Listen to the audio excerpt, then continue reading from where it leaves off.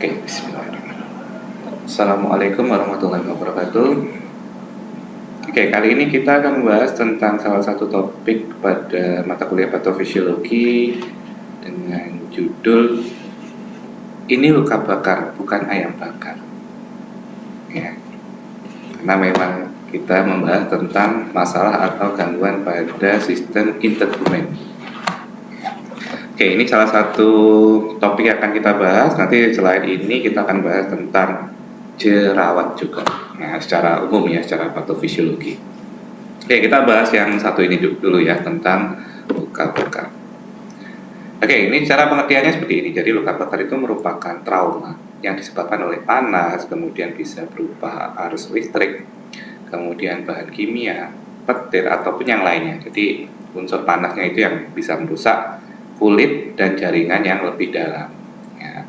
Jadi dari permukaan yang paling luar sampai ke area yang lebih dalam dari lapisan dermis. Ya, seperti itu. Nah, trauma di sini yang dimaksud bukan trauma secara psikologis, tapi lebih pada fisiknya. Ya, jadi kerusakan yang disebabkan oleh tadi bisa berupa panas, listrik ataupun kimia dan sebagainya. Ya, jadi kondisinya dari penyebabnya bisa bermacam-macam. Oke, kita lanjut ke fase luka bakar. Jadi fase atau model tahapannya ini ada 3, yaitu fase akut, subakut, dan juga lanjut. Ya, yang disebut akut itu berarti kan paparan pada saat awal terjadinya luka bakar. Ya, baik yang tadi ya disebabkan oleh panas, listrik, dan sebagainya tadi. Nah, yang terjadi pada fase akut atau pada fase awal itu adalah yang perlu diperhatikan adalah ancaman atau potensi gangguan pada ABC-nya. Ya, airway itu jalan nafasnya, apakah ada sumbatan dan sebagainya, breathing ya, jadi kemampuan mekanisme bernafasnya, apakah ada gangguan, dan circulation itu sirkulasinya. Ya, sirkulasi pada sistem pernafasan itu yang dititik beratkan pada fase akut karena itu masalah utamanya, sehingga pada saat orang sebagai contoh pemadam kebakaran ya menolong orang yang terjadi kebakaran di dalam suatu tempat ya toko ataupun apa yang diselamatkan pada fase akut ini adalah tadi memastikan ABC-nya itu tertangani atau dalam kondisi yang baik ya, karena justru ketika yang dikhawatirkan pada luka bakar, pada kondisi tadi kebakaran itu bukan pada lukanya, namun pada kondisi ABC-nya ini di fase akut. Jadi kalau di fase awal atau di fase akut ini bermasalah, ya, nah justru itu yang menyebabkan angka kematian tinggi ya pada kasus kebakaran. Ya, jadi bukan karena lukanya di tangan, di sekujur tubuh, namun lebih pada ABC-nya yang mengalami gangguan. Ya, jadi ini justru yang akan menjadi prioritas atau resiko potensi kematian tertinggi pada saat kasus kebakaran adalah pada masalah ABC-nya ini. Oke, jadi pada fase akut fokus pada gangguan keseimbangan cairan, elektrolit akibat tadi paparan panas tadi. Oke, kemudian lanjut ke fase subakutnya. Jadi ini fase selanjutnya. Kalau tadi lebih fokus ke ABC-nya, gangguan yang secara langsung. Kalau di subakut ini adalah kondisi pada fase shock teratasi. Jadi setelah tadi terlewati, ABC-nya aman, maka yang menjadi fokus perhatian adalah kerusakan atau kehilangan jaringan akibat tadi kontak dengan sumber panas. Ya, baik itu api secara langsung, kemudian mungkin karena kimia, atau mungkin karena sumber listrik. Ya, jadi fokus pada kerusakan atau kehilangan jaringan. Ya, jadi karena kondisi kebakaran terbakar tadi atau luka bakar pasti dari dermis tadi mengalami luka atau trauma. Ya, nah kerusakan ini yang menjadi fokus pada fase subakutnya.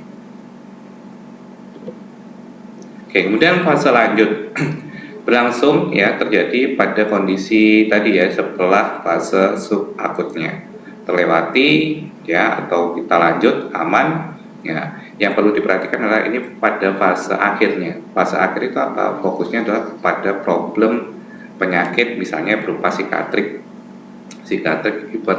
hipertropik itu kondisi ya jaringan luka atau bekas luka akibat luka bakar tadi pada paru-paru. Nah, tentu saja ini mengganggu pola pernapasan ya, gangguan pernapasan secara langsung. Kemudian keloidnya, keloid itu juga jaringan parut atau jaringan bekas luka. Ya, cuman ini lebih tampak di bagian luar tubuh ya, jadi di epidermis. Biasanya di beberapa bulan pasca luka bakar itu akan muncul benjolan atau tonjolan ya, berupa bekas luka tadi. Kemudian gangguan pigmentasi. Nah, ini juga mungkin sering dilihat ya pada orang-orang yang pernah mengalami luka bakar. Misalnya di bagian wajahnya itu setelah beberapa bulan proses penyembuhan itu ada bekas-bekas bercak-bercak putih pada bagian muka atau mungkin tangan. Nah, itu menunjukkan bekas dari luka bakar, jadi kerusakan pigmentasi.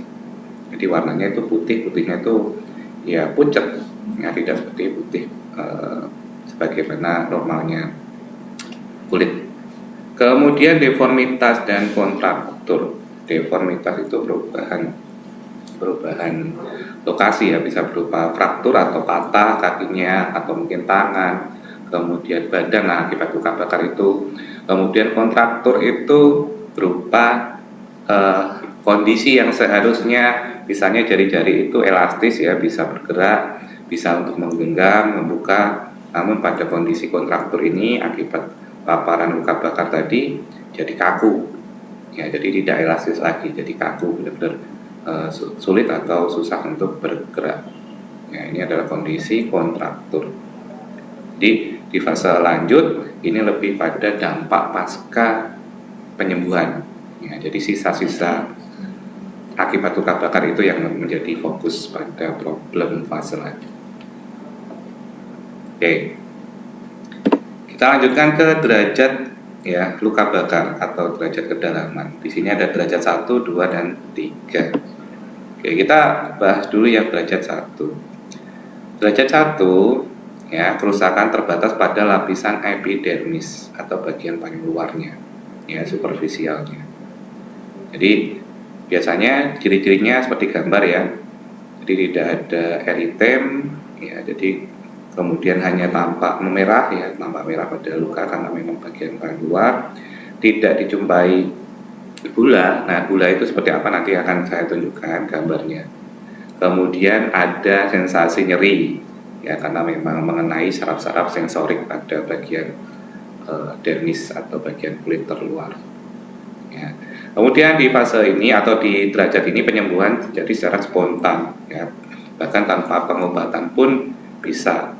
Jadi pada kondisi luka-luka misalnya menggoreng kemudian kena minyak ya, kemudian terjadi luka bakar derajat 1 seperti ini, merah, nyeri ya, namun tidak ada gula. Nah, ini bisa sembuh dengan sendirinya ya, tanpa pengobatan khusus. Yang perlu diperhatikan ya, tinggal dibersihkan bagian yang lukanya tadi dengan air mengalir kurang lebih 20-30 menit ya. Nanti di continue seperti itu ya.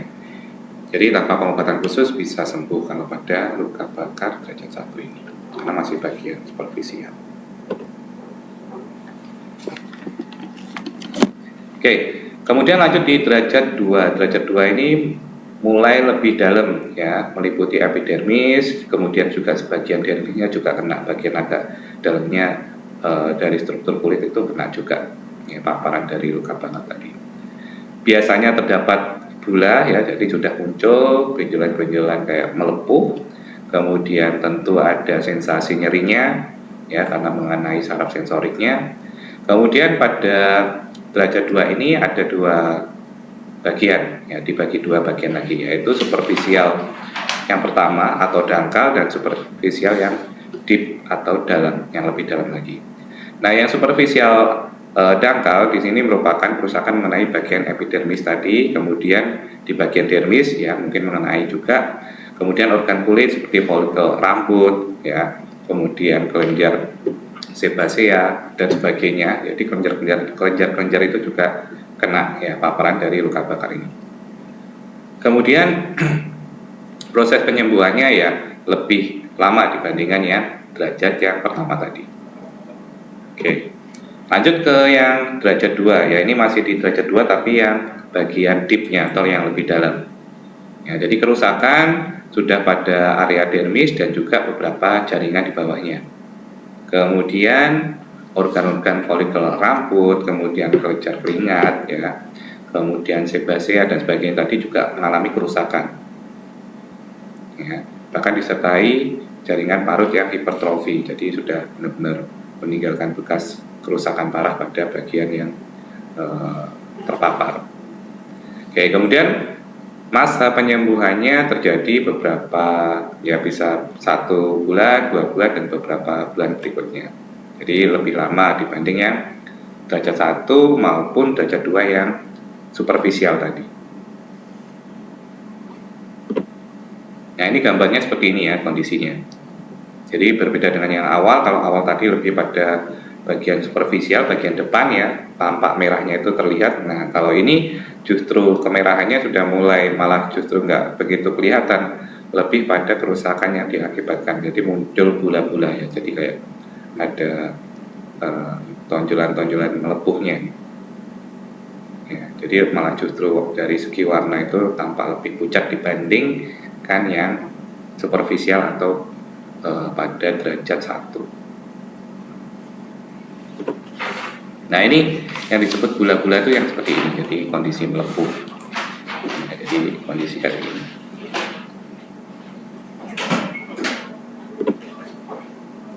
Oke, lanjut ke luka bakar derajat 3. Nah, tadi derajat 1, derajat 2. Ini kerusakan meliputi seluruh tebal kulit dan lapisan yang lebih dalam. Jadi seluruh bagian kulitnya kena, kemudian jaringan-jaringan di bawahnya, ya dermis tadi juga kena, jaringan kelenjar-kelenjar juga kena. Nah, di fase ini atau di derajat ini justru tidak dijumpai bulan, dan dari warna justru kelihatan udah pucat ya, beda kayak tadi ada agak kemerahan dikit ya. Kalau yang derajat 3 ini justru pucat.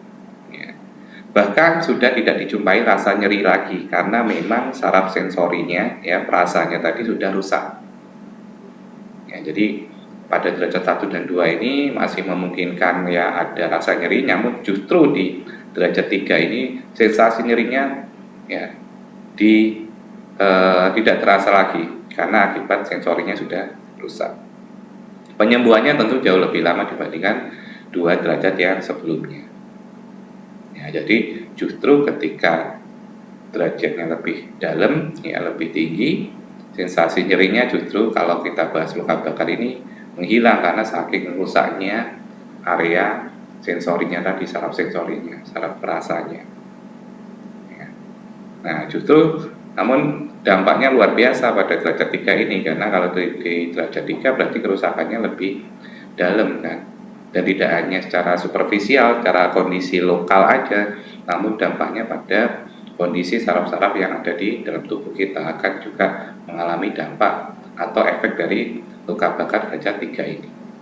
Dan tentunya dehidrasi sangat potensial terjadi pada luka bakar derajat 3 ini.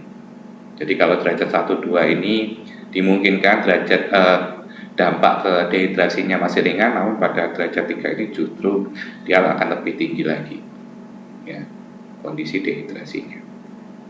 Oke, nah kurang lebih gambarnya seperti ini ya, ini yang terjadi pada derajat 3. Jadi sudah kerusakan jaringan ya, kalau kita lihat sudah justru nggak ada bulanya lagi, namun justru ya seperti ini ya, sudah rusak jaringannya, jaringan kulit dari paling luar ya, epidermis sampai ke jaringan paling dalamnya. Oke. Nah, kalau tadi derajat, kita bahas sekarang luka bakar, luas luka bakar. Jadi biasanya pada pasien yang datang ke IGD kemudian dengan luka bakar itu, maka yang akan dianalisa ada 2. Satu derajatnya, kemudian yang kedua adalah luas luka bakarnya. Ya, itu yang akan diidentifikasi awal pada kasus luka bakar yang ada di pelayanan kesehatan. Nah, di perhitungan luas luka bakar ini kita mengenal dengan rule of Nann ya. Ini harusnya rule ya, bukan root. Rule of Nann. Apa rule of Nann ini? Karena kalau kita lihat gambarnya ini ya, jadi persentasenya ini adalah persentase yang melambangkan angka 9. Contoh ya, gambar sebelah kiri. ya bagian kelapa ya bagian kelapa ya bagian kepala, maaf, bagian kepala ya. Di sini skornya adalah 4,5 bagian depan. Kemudian bagian belakang ini skornya 4,5. Kalau di total ini 9% ya. Kemudian sisi depan tangan kanan 4,5, sisi depan tangan kiri 4,5. Kemudian sisi belakang tangan kiri 4,5 dan sisi belakang tangan kanan 4,5. Ya, dimana kalau di total masing-masing lengan itu 9. Kemudian bagian dada, area dada ini 2 kalinya 9 ya, 18%. Dada depan 18%, kemudian dada belakangnya 18%. Kemudian kaki depan, kaki belakang ya, kaki kanan dan kiri baik tampak depan dan belakang sama masing-masing 9%. Kemudian area vital, area genitalialnya adalah 1%, sehingga kalau di total ini 99%. Jadi ini akan menjadi penilaian pada saat kasus luka bakar. Ya, dilihat nanti apakah si orang tadi datang dengan luka bakarnya dinilai berapa persen. Ya, 80 kah, 63 dan seterusnya. Nah, semakin luas luka bakar tentu akan menjadi patokan parahnya dari luka bakar tersebut. Ya. Oke, kemudian kalau kita lihat ini ada perbedaan lagi di usia 15 tahun, 5 tahun, dan 1 tahun. Nah, apa yang membedakan? Yang membedakan adalah persentase dari masing-masing bagian tadi. Ya. Contoh di 15 tahun, bagian kaki tadi kan depan dan belakang masing-masing 9. Ya, sedangkan di 5 tahun 8%. Sedangkan kalau di 1 tahun 7%. Ya. Kemudian bagian lengan ya, kemudian bagian dada sama. Kemudian yang membedakan adalah bagian kepala. Ya, bagian kepala untuk anak usia 1 tahun itu 9%, ya, depan 9, belakang 9, kemudian yang 5 tahun 7% dan untuk yang 15 tahun adalah 5% dan lebih tinggi nanti di atas 15 tahun 4,5%. Nah, pertanyaannya kenapa kok yang 1 tahun justru lebih besar persentase kepalanya ya pada area luas luka bakar ini? Karena memang lebih rentan pada anak-anak khususnya di fase tadi ya 1 tahun, 5 tahun, bahkan sampai 15 tahun ya. Karena rentan ya, maka justru porsi dari persentasenya lebih tinggi dibanding usia yang dewasa. Sebagai contoh gini, logisnya ya, contoh logisnya. Sama-sama terkena air keras ya. Yang satu usia dewasa terkena air keras, yang satunya usia 1 tahun terkena air keras. Ketika dewasa kena air keras ya dampaknya luar biasa juga di bagian wajah. Namun ya bisa bertahan ya. Angka harapan hidupnya ya masih tinggi ketika terkena air keras pada area muka. Namun beda hal ya, beda kondisi ketika anak-anak yang terkena air keras pada area muka. Ya. Itu dampaknya akan jauh lebih luas lagi dibanding yang dewasa tadi, karena ya selain kerusakan organ juga dari struktur tulang tengkoraknya juga masih belum sekuat ya orang dewasa, ya otomatis juga kerusakannya bisa ke area dalam atau area dalam dari kepala ya. Jadi kerusakannya jauh lebih besar dibanding yang dewasa tadi. Inilah kenapa bahwa ketika anak-anak terkena luka bakar pada bagian kepala itu persentasenya jauh lebih tinggi dibanding yang dewasa tadi. Ya, karena kondisi kerentanannya berbeda dengan yang dewasa. Oke, lanjut. Kemudian kriteria berat ringan luka bakar ini ditentukan atau indikasinya adalah dari derajat luka dan derajat luka dan luas luka bakar tadi. Ya, jadi penentuannya berdasarkan 2 indikasi ini, derajat luka dan luas luka bakar. Di mana nanti akan dibagi apakah kriteria luka bakarnya itu ringan, sedang, dan berat. Oke, kita langsung lanjut. Nah, ini pengkriteriakan ya, jadi ini kategorinya. Jadi ketika disebut luka bakar ringan itu ketika terjadi luka bakar derajat 2 plus ya kondisi luas lukanya tadi kurang dari 15%. Nah, ini dikatakan derajat 2, kondisi kategorinya luka bakar ringan. Kemudian atau ya luka bakar derajat 2 kemudian luas lukanya kurang dari 10% pada anak-anak, atau luka bakar derajat 3 dan ya luas lukanya itu kurang dari 2%. Ya, ini masih masuk ke area luka bakar ringan. Sedangkan kalau luka bakar sedang, ini kondisi luka bakar derajat 2, 15 sampai 25% pada orang dewasa. Kemudian luka bakar derajat 2 ya dengan persentase 10 sampai 20% luas lukanya pada anak-anak, dan luka bakar derajat 3 dengan luas luka bakarnya kurang dari 10%. Ya, jadi dua indikasi ini yang ditentukan ya dalam untuk menentukan kategorinya. Ya, kategori sedang, ringan, dan juga untuk yang berat.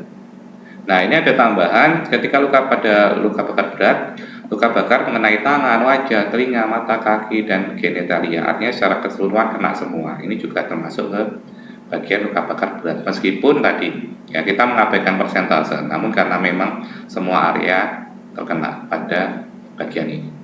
Atau luka bakar dengan cedera inhalasi. Cedera inhalasi itu cedera pernapasan atau gangguan pada pernapasannya. Ya, akibat kebakaran ya, kemudian kerusakan pada paru-paru, kemudian gangguan pernapasan, sesak. Nah, ini masuk ke luka bakar berat. Kemudian paparan listrik ya, ini juga berat. Karena apa? Listrik itu luar biasa panasnya ya kalau dibandingkan dengan kebakaran yang misalnya api ataupun kimia ya. Jadi ya walaupun tidak bisa dibandingkan secara langsung, namun dampak listrik ini luar biasa. Bahkan hanya dalam beberapa detik ini bisa membunuh seseorang ya akibat tersengat listrik. Nah, bicara soal listrik ini gambaran aja, apa sih yang terjadi ketika orang terkena listrik? Maka yang terjadi, manusia itu kan isolator. Ya, kenapa disebut isolator? Karena di dalam tubuhnya banyak ionnya. Ya, proton dan sebagainya. Jadi banyak ion-ionnya yang ada di cairan tubuh. Dan cairan tubuh kita itu kan di manusia itu 70%-nya manusia tersusun oleh cairan, 30%-nya ya organ dan sebagainya. Artinya apa? Karena tersusun 70% cairan, kemudian juga ada ion dan sebagainya. Ini merupakan konduktor yang baik pada listrik ya, artinya sangat potensial ketika ada sengatan listrik itu akan mengaliri tubuh manusia. Ya, yang terjadi apa? Begitu kena sengatan listrik maka akan terjadi kekacauan ya, kerusakan dan gangguan pada ion-ion tubuh. Yang terjadi orang-orang terkena listrik itu akhirnya dampaknya yang tampak ya, yang bisa dilihat adalah lemas atau bahkan kaku tubuhnya. Ya, karena tadi kerusakan pada ion-ion. Ion itu kan saraf, ada di persarafan, sehingga akan mengganggu persarafan pada orang tersebut. Ya. Nah, apa yang terjadi terus atau apa sih yang perlu dilakukan pada orang dengan tersengat listrik? Ya, jadi ketika melihat orang dengan tersengat listrik, yang harus dilakukan adalah pertolongan pertamanya adalah memutus aliran listrik ya, yang tadi yang menjadi penyebabnya. Ya, dengan cara apa? Dengan cara menggunakan bahan yang isolator. Isolator itu apa ya? Kayu contohnya. Jadi ketika melihat orang misalnya kena kesetrum ya, kena listrik, entah itu dia mungkin pegang sesuatu yang mengandung aliran listrik tadi, maka yang harus dilakukan adalah kita segera cari kayu, kemudian kita dorong orangnya untuk ya menjauh atau terjatuh dari tadi aliran listriknya ya. Jadi kita jauhkan ya, itu cara paling utama yang dilakukan ketika melihat orang dengan tadi kena setrum atau kena listrik ya, itu jadi harus dijauhkan. Oke, kemudian kalau sebagai pencegahan, kalau Anda lihat orang-orang PLN itu kan menggunakan APD-nya lengkap ya, mulai dari topi, bukan topi, helm ya, kemudian ada sarung tangan, ada sepatu. Nah, itu bukan sembarangan ya, artinya memang ada safety-nya ya, ada standarnya. Contoh misalnya helm tadi, helmnya ya dipastikan yang isolator, artinya yang tidak menghantarkan panas ya. Jadi panas dari listrik itu tidak mengalir ke tubuh. Kemudian dari sarung tangan itu juga sarung tangan khusus yang tidak mengalirkan listrik ya, sehingga aman ketika orang tersebut benerin listrik ya, yang di tiang-tiang listrik itu aman ya, salah satunya kena APD-nya bagus. Kemudian juga sepatunya juga khusus yang tidak menghantarkan listrik ya. Jadi kalau Anda lihat orang-orang ya tadi yang saya contoh benerin listrik itu teknisi listrik itu ya menggunakan APD yang lengkap ya, salah satunya untuk melindungi dirinya agar tidak tersengat listrik ya, saat benerin tadi. Oke. Kemudian disertai trauma-trauma tadi, kerusakan baik pada organ atau pada lapisan kulit dan sebagainya, ini juga masuk ke luka bakar kategori berat. Oke, kemudian apa yang harus ditata laksananya atau apa ya yang bisa dilakukan pada kondisi orang dengan luka bakar? Ini ada beberapa kondisi. Yang pertama clothing. Clothing itu berarti dia yang dilakukan adalah melepas ya baju yang terpasang atau yang dipakai oleh orang tersebut. Jadi kalau pada saat orang tadi kesetrum ya kemudian kita jauhkan dari sumber listrik, ya, dia terjatuh, yang harus dilakukan pertama adalah melepas bajunya ya, untuk mendapatkan pertolongan selanjutnya. Jadi dilepas bajunya, kemudian lakukan cooling. Cooling itu pendinginan ya, pendinginan yang dimaksud adalah dengan memberikan air, mengalir pada area yang tersengat tadi ya, seperti itu. Kemudian cleaning. Nah, di cleaning ini kalau tadi ya di bagian clothing yang namanya baju kena luka bakar, mungkin ada yang lengket di kulit ya, itu biarkan pada fase clothing tadi, nggak usah diangkat. Jadi yang bisa dilepas itu dilepas, yang kalau yang dia menempel di bagian kulit ya udah biarkan dulu. Nah, namun di fase cleaning ini baru benar-benar dibersihkan dengan cara apa? Dilakukan anestesi terlebih dahulu, dibius dulu orang tersebut. Nah, pada fase awal clothing dan cooling ini yang bisa dilakukan pada pertolongan pertama. Sedangkan untuk fase-fase yang selanjutnya ini dilakukan di pelayanan kesehatan ya, ketika sudah dibawa ke rumah sakit. Ya, seperti itu. Jadi yang dilakukan, yang bisa kalian lakukan ketika di rumah mendapatkan tadi orang yang kesetrum dan sebagainya, clothing dan cooling ini dinginkan ya. Jadi melepas baju kemudian didinginkan dengan air mengalir atau dengan air es ya, airnya ya, bukan es ya, tapi airnya itu juga masih diperbolehkan.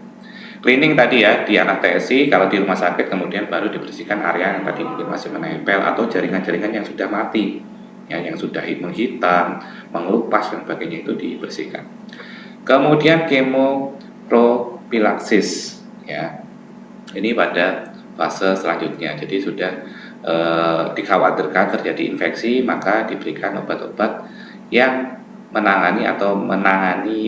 mencegah terjadinya infeksi lebih lanjut akibat luka bakar tadi. Kemudian covering, ditutup. Nah, ditutup ini biasanya cukup ditutup dengan kasa pada bagian yang luka tadi.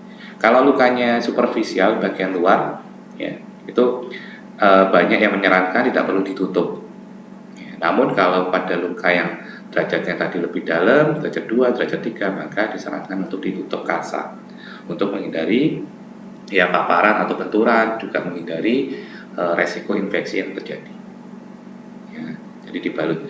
Nah, yang menjadi persoalan di sini ya, khususnya saya melihat beberapa budaya di Mataram ada yang masih menggunakan polanya itu gini. Kalau luka ya, terlepas itu luka bakar atau mungkin luka kena sayatan dan sebagainya, diberi kopi.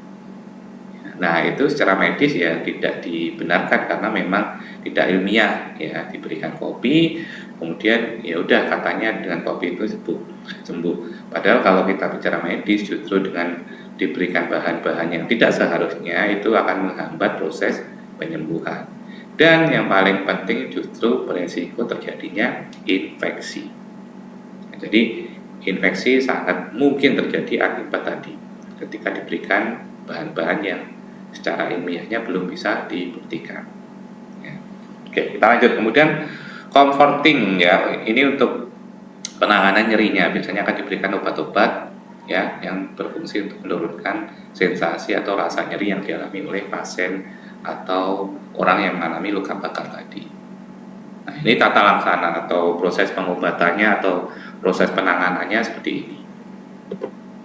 Oke, kemudian pasca luka bakar. Jadi setelah pasca luka bakar, komplikasi yang mungkin terjadi ada beberapa ini. Satu, infeksi dan sepsis. Kalau sepsis ini adalah lebih berat dari infeksi.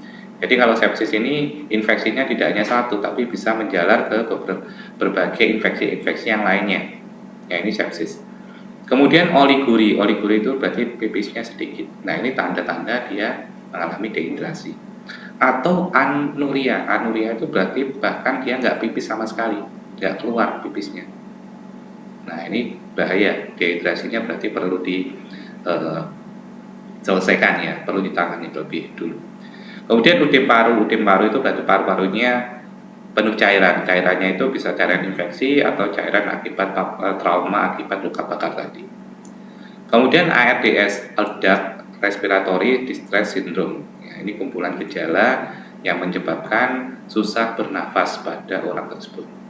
Ya, tadi akibat luka bakarnya. Kemudian anemi. Nah, kenapa terjadi anemi pada luka bakar? Karena begitu kena luka bakar tadi, misal area tangan, area muka dan sebagainya, maka yang terjadi juga akan mengalami kerusakan pada darah. Ya, darahnya akan rusak, mengalami kerusakan, sehingga salah satunya adalah dampaknya ke anemi.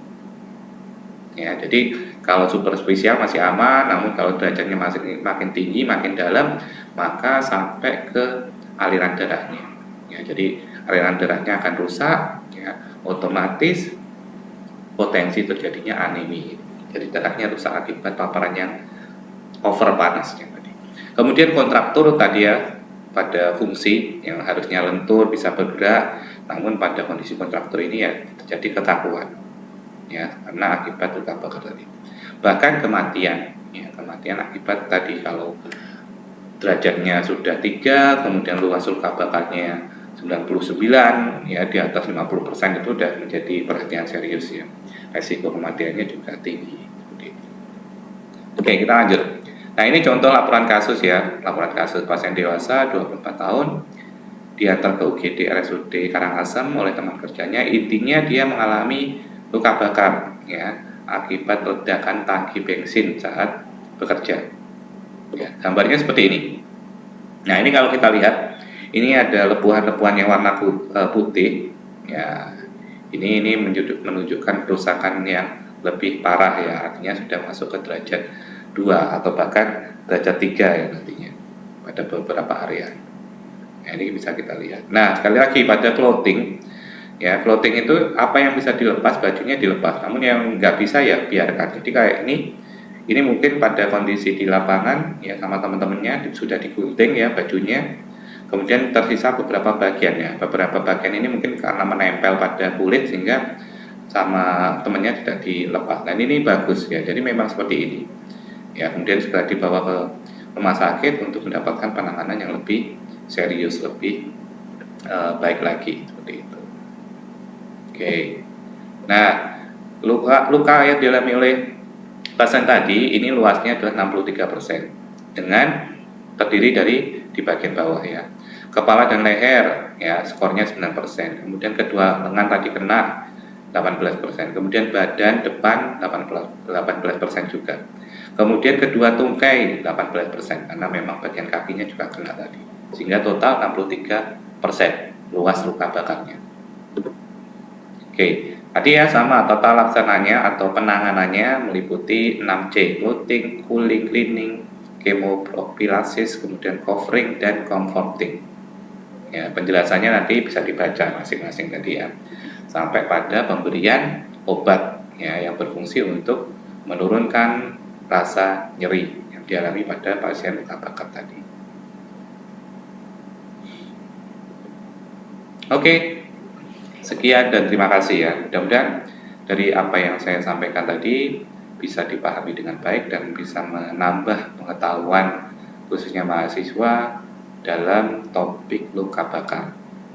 Oke, sekian dari saya. Semoga bermanfaat. Wassalamualaikum warahmatullahi wabarakatuh. Selamat siang.